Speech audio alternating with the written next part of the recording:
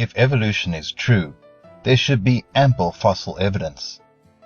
Let's therefore focus on paleontology, the study of fossils. Evolution teaches that people evolved from some ape-like creature.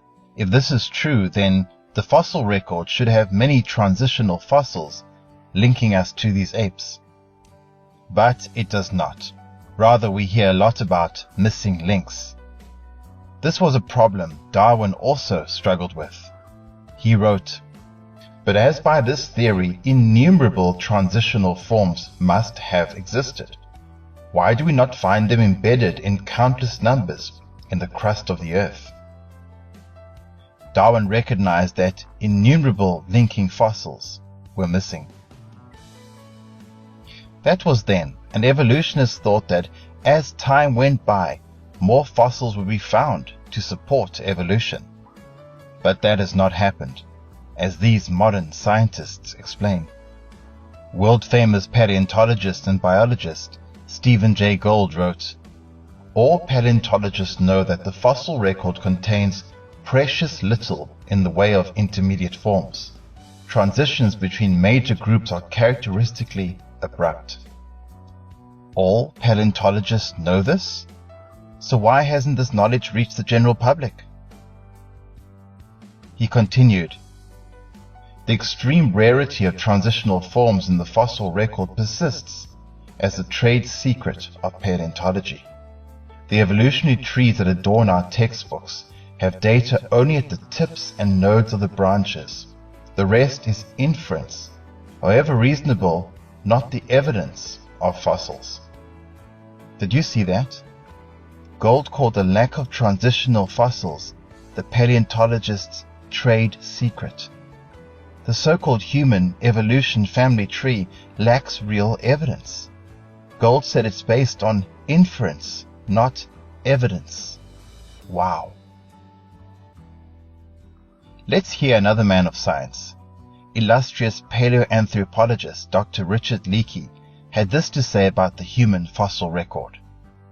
"If pressed about man's ancestry, I would have to unequivocally say that all we have is a huge question mark.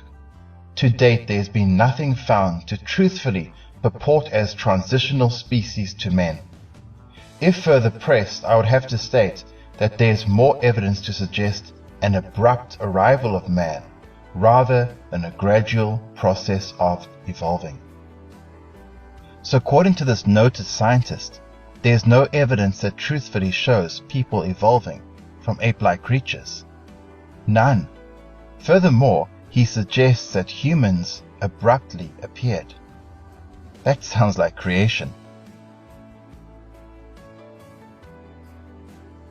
So the fossil evidence shows that people just suddenly appeared, much like the Bible account. But what about animals? Do they have transitional fossils showing how they evolved from other species? No, they don't. Here Boyce Rensberger of MIT discussed the most referred to animal evolution example, the horse. He writes, "The popularly told example of horse evolution, suggesting a gradual sequence of change from four-toed fox-sized creatures living nearly 50 million years ago to today's larger one-toed horse, has long been known to be wrong." Wow. Instead of gradual change, fossils of each intermediate species appear fully distinct, persist unchanged, and then become extinct. Transitional forms are unknown.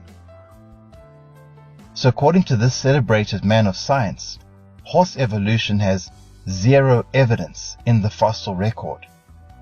One wonders why kids are still being taught this in schools, and why museums still display this fake knowledge. You have just heard 4 world-famous men of science questioning the fossil record. If they don't trust it, why should you?